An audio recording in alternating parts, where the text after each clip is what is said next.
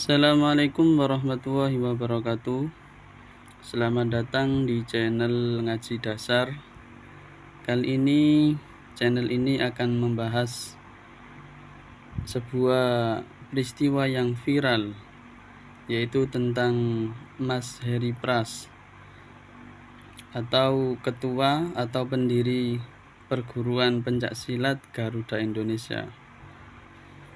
Akhir-akhir ini beliau viral dengan videonya yang seakan-akan menyatakan bahwasannya Sayyidil Habib Umar dan Sayyidil Habib Jindan, beliau ini berbicara seenaknya sendiri atau tidak punya dalil. Dan ini ada sebuah tanggapan daripada murid beliau, murid Sayyidil Habib Umar,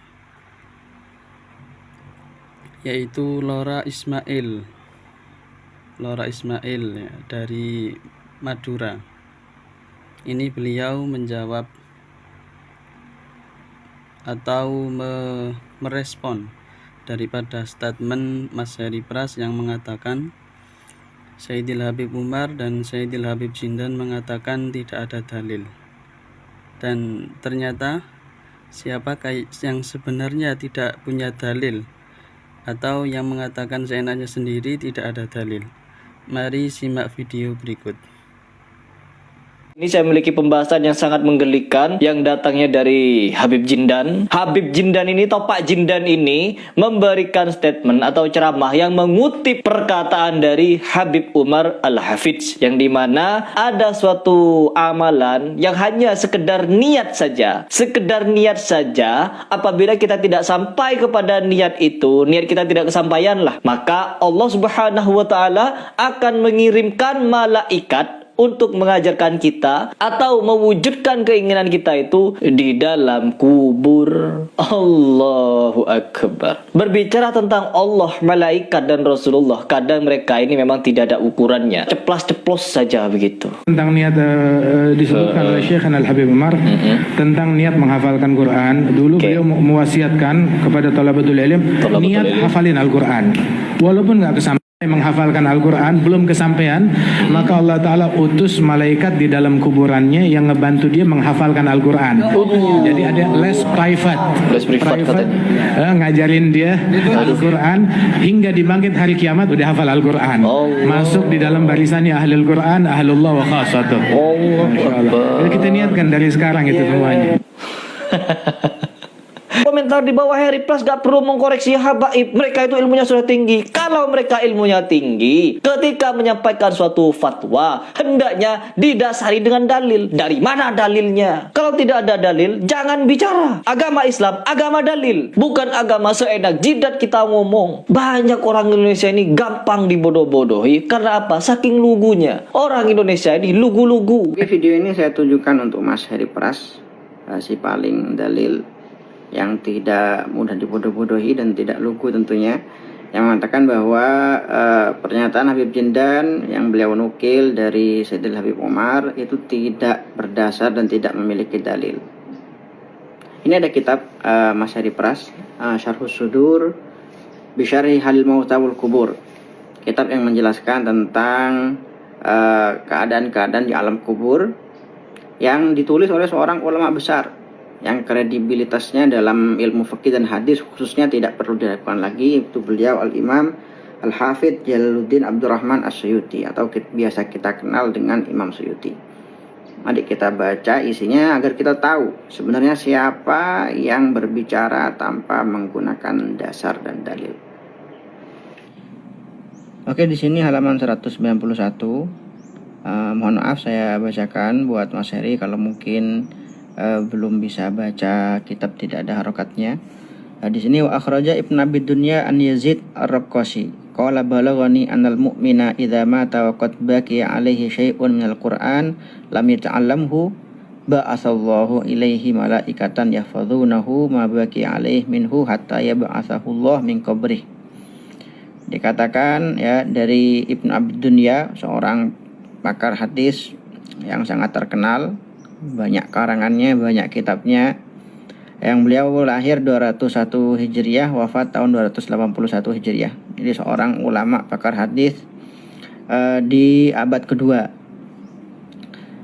Sini beliau menukil perkataan dari Yazid Ar-Raqqasi, seorang tabi'in. Beliau berkata bahwa seorang mukmin datang kepadaku, sampai kepadaku. Biasanya perkara-perkara gaib itu tidak mungkin dikatakan seorang tabi'in kecuali beliau menukilnya dari seorang sahabat. Dan tentunya seorang sahabat tidak akan pernah membahas tentang hal-hal gaib kecuali dari Rasulullah SAW, bersumber dari Rasulullah SAW. Dikatakan bahwa seorang mukmin ketika meninggal dan dia masih punya sisa hafalan Al-Quran yang belum dia hafalkan, maka Allah akan mengutus baginya malaikat yang akan membantu dia untuk menghafalkan sisa Al-Quran itu sampai pada akhirnya nanti dia akan dibangkitkan oleh Allah Subhanahu wa taala dari alam kuburnya. Itu yang pertama. Yang kedua di sini wa akhraja Anil Hasan. Yang kedua ini dari seorang tabi'in ya, yang sangat terkenal, Sayyidina Al-Hasan Al-Basri.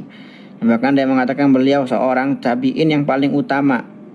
Qala balaghani anal mu'mina idza mata wa lam yahfazil Qur'an amara hafazatahu ay yu'allimuhul Qur'an fi qabri hatta yab'atsahu Allah yaumal qiyamah ma'ahli. Bahwa seorang mukmin jika meninggal dan dia belum selesai menghafalkan Al-Quran, maka Allah Subhanahu wa taala akan mengutus malaikat penjaganya untuk mengajari dia Al-Quran di kuburannya. Sampai pada akhirnya Allah akan membangkitkan dia kelak di hari kiamat bersama para ahli Quran. Dan di sini juga dikatakan wa akhraja Ibnu Dunya wa Ibnu Manda an Ati al-Ufi qala balaghani anal abda idza laqi Allah ta'ala wa lam yata'allam kitabahu allamahu Allah ta'ala fi qabri hatta yusibahu Allah alaihi. Di sini juga disebutkan hadis ya di Musnad Al-Firdaus karya Al-Imam Ad-Dailami, dikatakan hadis, dan juga ini hadis diriwayatkan dari Sa'id Al-Khudri. Dikatakan man qara al-Quran thumma mata qabla ayastadhhirahu atahu malakun yu'allimuhu fi qabri wa yalqallaha wa qad istahharahu. Barang siapa yang membaca Al-Quran kemudian dia meninggal sebelum dia hafal semuanya. Jadi barang siapa yang menghafalkan Al-Quran kemudian meninggal di tengah jalan belum dia sempurnakan hafalannya, maka akan datang kepadanya malaikat yang mengajarinya di alam kuburnya sampai dia kelak akan bertemu dengan Allah Subhanahu wa taala dalam keadaan sudah hafal Al-Quran. Oke, dari sini mungkin jelas ya siapa yang berbicara dengan dalil dan siapa yang menyalahkan, ya, menjas orang lain berbicara tanpa dalil.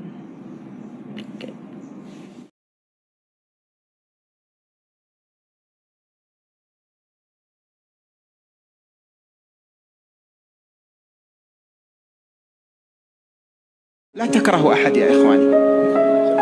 ليست الهزيمة أن يتكلم عليك أو يؤلب الناس ضدك. ليست الهزيمة أن يضحك على بعض الشباب الذين ما عرفوا الحقيقة فيوهمهم أنك وطريقتك وأشياخك على سوء. هذا لا تنظر إليه بالبغض، ليست هذه القصة. هذا انظر إليه بالرحمة. والمسكين لو ذاق لعرف. أنت عندما ترى إنسان نشتعل ثيابه بالنار تقوم تسبه أو تحاول تطفئ النار. هؤلاء إخوتنا وين بغوا علينا؟ احملوا حقائق الرحمة لعباد الله تعالى ولن تستطيعوا ترجمتها حتى يرى خلقكم في من يسبكم، في من يؤذيكم، في من يتكلم عليكم وعلى دورتكم وعلى مشايخكم. كيف تتعاملون معهم، كيف ترحمونهم، كيف ترثونهم وهم لأنهم عرضوا أنفسهم لهلكة لا طاقة لهم بها، فكيف تشمت بالذي هلك؟ إلا تقول يا رب سلمني وخلصه. لابد من حمل معاني هذه الرحمة لعباد الله سبحانه وتعالى. لا تتحاملوا على من سب ولا على من تكلم ولا على من آذى، ولا مهمتكم رد السب بالسب ولا أمثال ذلك. مهمتكم حمل أمانة الوعي عن الله لأسرار الوحي وحسن البلاغ لعباد الله. وكثير ما يكون هذا البلاغ صمت في بعض المواضع، وابتسامة في بعض المواضع، وإعراض في بعض المواضع. هي البلاغ وهي الأمان. Nah, setelah menyaksikan video tadi, kita mengetahui sebenarnya siapa yang berbicara tanpa dalil. Semoga video ini bermanfaat dan berkah bagi kita semua, dan agar tidak salah paham dengan isu-isu yang tidak benar. Terima kasih.